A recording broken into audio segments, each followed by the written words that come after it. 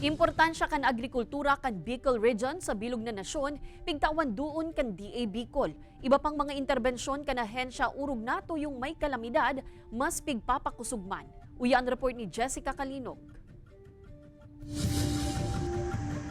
Kan 2023, nasa 4.5 billion pesos ang naaprobahang pondo kan Department of Agriculture Bicol para sa taong 2024. Saruan rehiyon sa mga maswerteng na tauan kan gobyerno nasyonal nin 38% increase sa budget o nasa 6.1 billion pesos na pondo. Sigun ki DA Bicol Regional Executive Director Rodel Tornilla, pagpapahiling ini kun gurano kaimportante ang sektor kan agrikultura kan Bicol Region sa bilog na nasyon.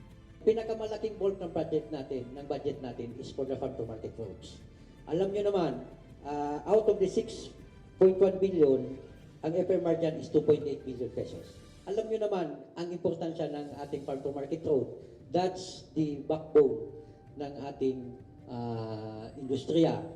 Ang piguhurot kan DA, makakuanin patas na kantidad kan sa indang gusi ang mga paraoma, makataonin abot kayang presyo kan mga produkto, asin magkaigwanin rasonableng tubo ang mga trader, processor asin retailer.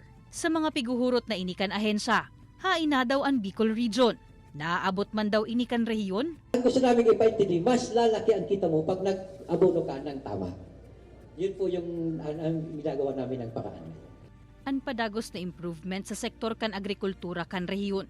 Makakatabang man sa pag-abot kan National Food Authority kan sa indang target buffer stock. Nasa 367,000 bags nin paroy naan sa indang nabakal as of June 1, 2024. Bastante na subot ini para sa buffer stock ngunya na taon. For more than 10 years, hindi namin nahihit yung target.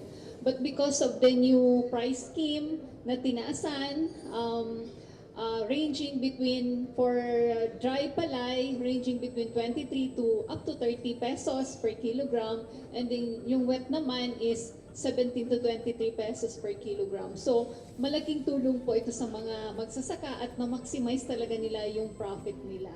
Nakalatag naman sumuot ang mga interbensyon kan DA para sa posibleng epekto kan La Nina urog na sa mga harani sa Bicol River Basin.